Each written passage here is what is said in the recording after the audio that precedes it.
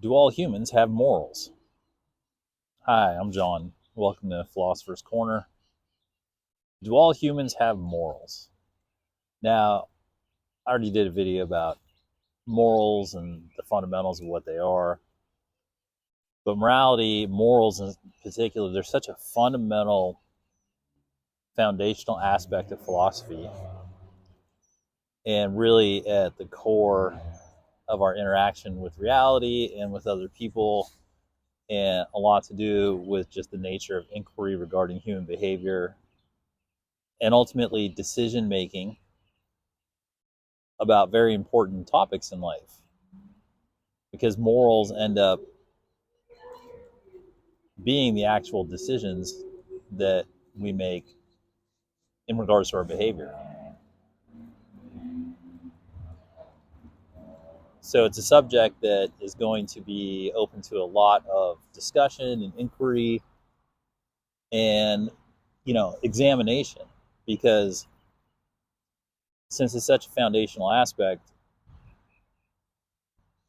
the more progress we make, the more we can articulate an understanding and spend time thinking about it and sort of discovering how to see it for what it is. Almost like if we were a paleontologist and we were looking for dinosaur bones, we had a little brush, right? And you're looking for the dinosaur bones, trying to brush away the fine sediment to see the bones when you get to them. That's kind of what it is in philosophy. We're kind of like, uh, you know, paleontologists for truth, and we're trying to get down to these, core principles. Like, okay, what's really running the show?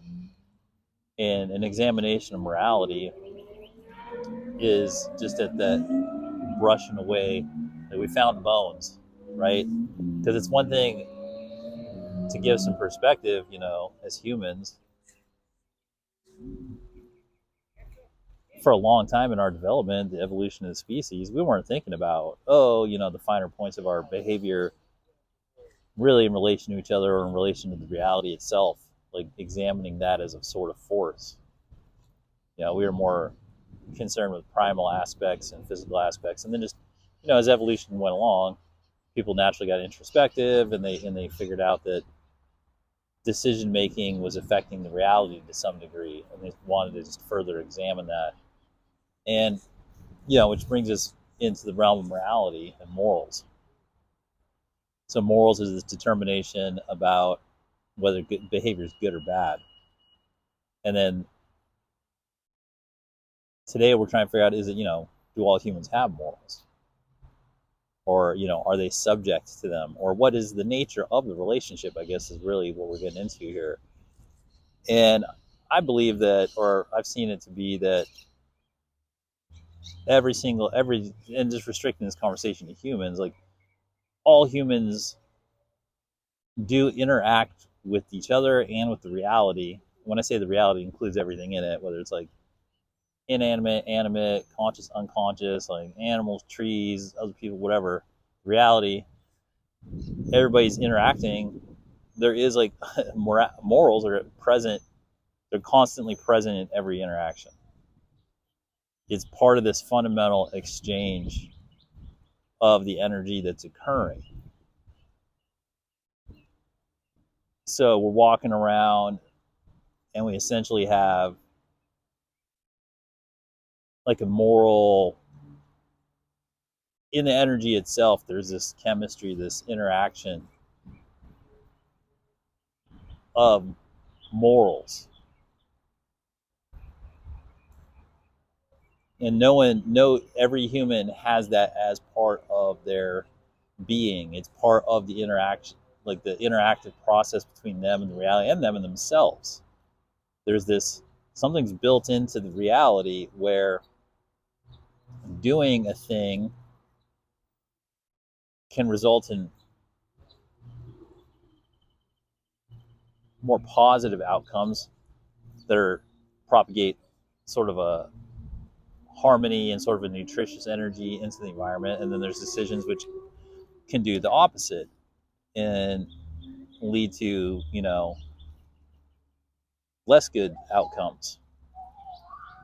And then there's gradations. There's a spectrum of, like, everything from neutral to like a little good to a little bad, and then like it can fan out into like what we call evil, or fan out into what we call divine. So we have this spectrum, but it seems built into the field that almost every single thing we do has some sort of, there's a moral value in there somewhere, like in an engineering way, not in a ethereal way, like no, like a real one, almost like a when an engine is mated to a transmission. Like the engine produces its power, but it's useless unless it gets put to a transmission and sent out to some wheels. And it seems as though in this case, the soul and the consciousness acting as an engine, and the body is a transmission, and then the morals are one of the wheels in the reality. And the good or badness of it determines how the traction in the reality seems to go. And every human I met is subject to it. Whether their state of awareness about it is irrelevant, their state of consciously interacting with it and being aware of it and conscious of it is irrelevant in terms of it doesn't shield one. Like if they're doing things that are, it's beyond judgment, like there seems to be like a sort of law of physics to it in terms of like the basic fundamentals of either if you're doing things that are good and in harmony or bad or out of harmony, that certain energies are catalyzed by that, and then that fuels further realities. It propagates, and whether a person is aware of these values or not, they still have effects. Like ignorance of morals doesn't make you immune from them. They seem to be a law of physics, really, just like in a philosophical, energetic realm, in a way that we just haven't built the scientific instruments to measure them and submit them for peer review and like make everybody comfortable with them.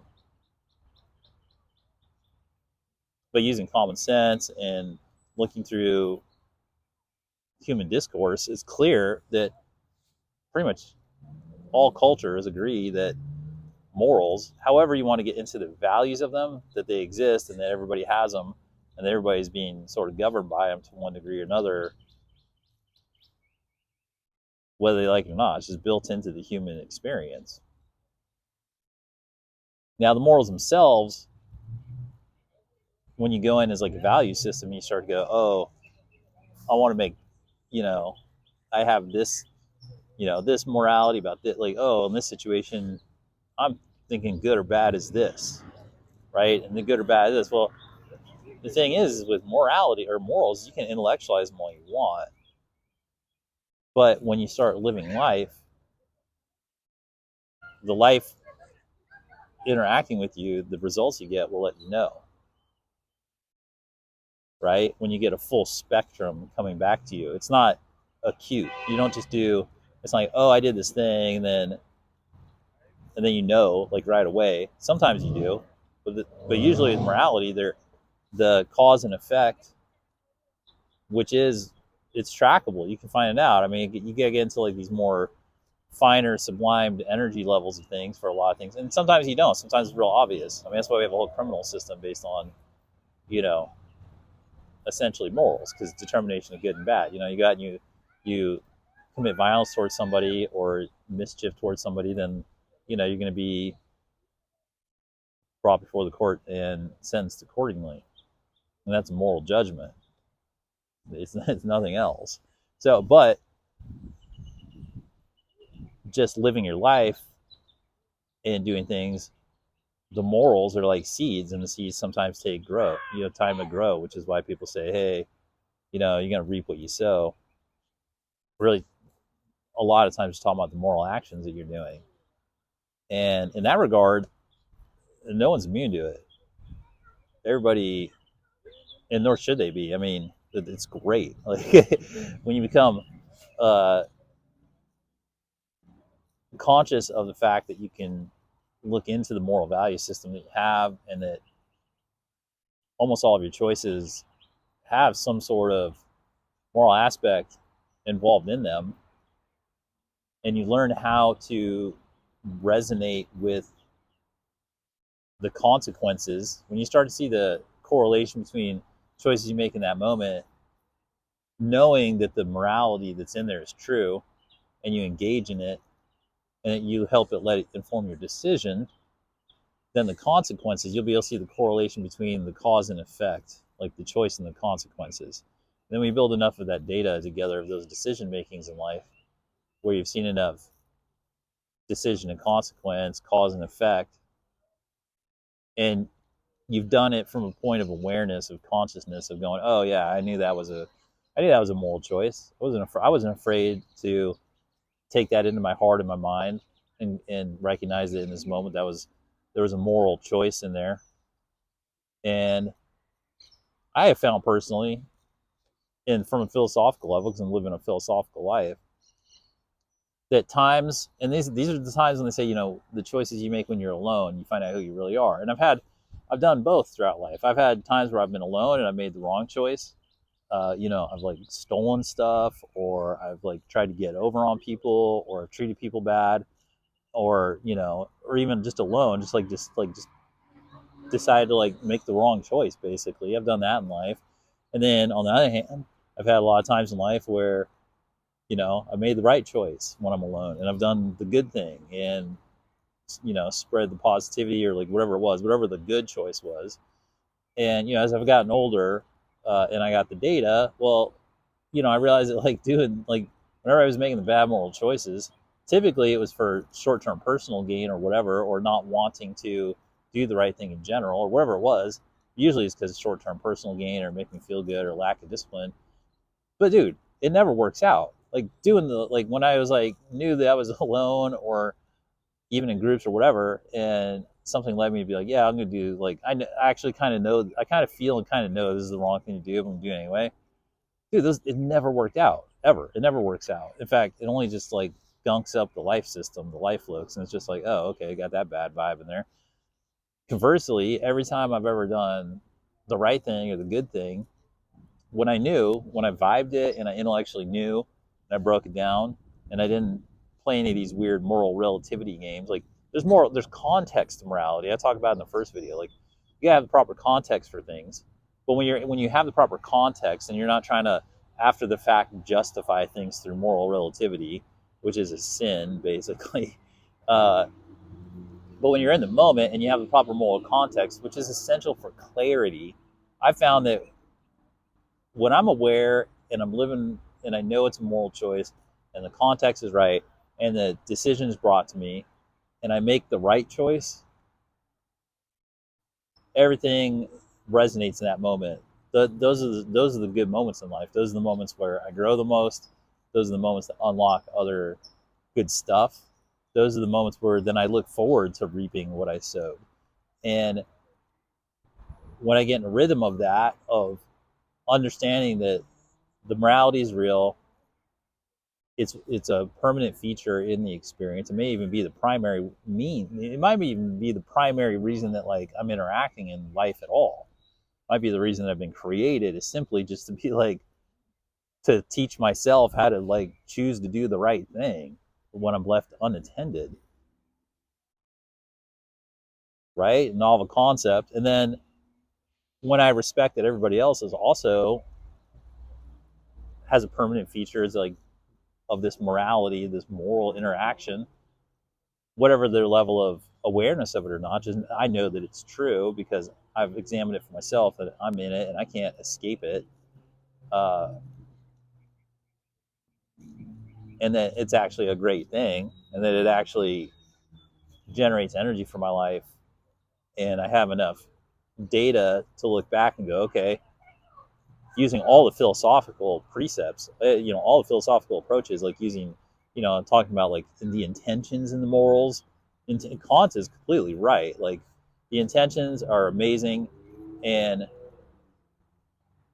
when I'm doing the right thing combined with good intention, being morally aware of both choices, just go, okay, cool. There are choices here. I could do the wrong thing, but that's what makes it better to do the right thing. And you don't always have to be like tempted by it, but it's like it's good to be aware. They're like, oh yeah, I am choosing to do the right thing, even for a split second, because it helps strengthen it. And then the intention can come in, and then when you combine like intention with the knowledge of the moral choice that you're making, with bringing all of your other human faculties to bear, like your imagination, your brain, your high level thinking, connection to the higher realms, all the way to the source, boom, then now we're playing with fire. Like now we're manifesting, now we're creating, now we're engaged in life. Now we're really feeling it, and we're feeling good about it, and we're feeling aware about it, and we're feeling conscious, and we're not feeling naive. We're feeling whole about it. We know light and dark, and there's options, but we're just like, look, we made a choice for like do this good thing, to do good, and to be in the good flow, and then it just feels good, and it feels good in a whole way, not a naive way. So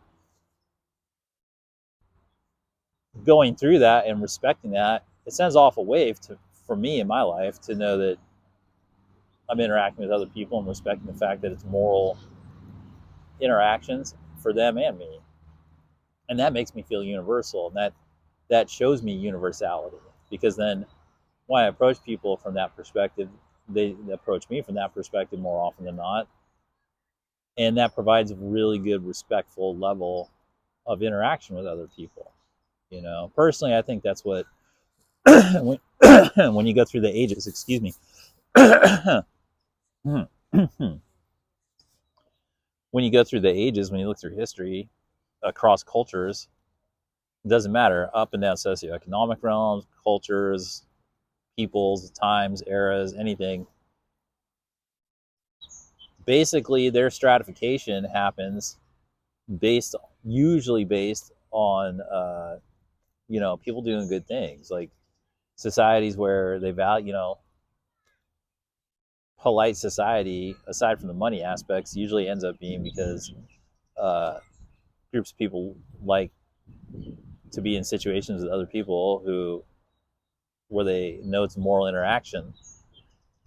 And it's, to me, that's what the good life is just regardless of the material level of the life that's being lived, it's just you're living consciously, morally. And it doesn't mean piously, it just means like you know, way of right and wrong, you try to do the right thing more often than not, and you're living with other people who have that. And the particulars, they kind of don't matter as long as the values that are generally in that realm stay on the side of like decency.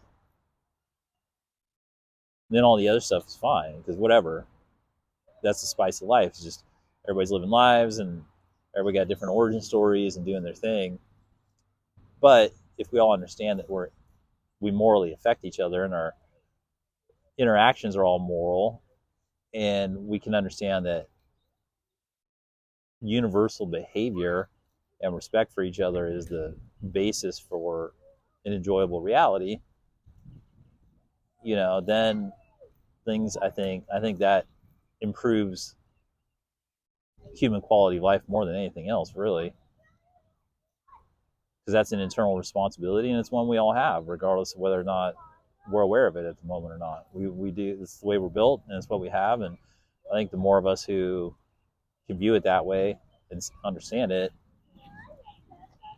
it just make things better, pretty quick. So yeah, morals too. Are they universal? Do we all have them? Yeah, I believe we do. Um, there you go. So as always, I encourage you, hey, make your own videos, think for yourself. That's the point of philosophy. Expand your brain with internal thinking on your own. So thanks for stopping by Philosopher's Corner. I hope you have a good day.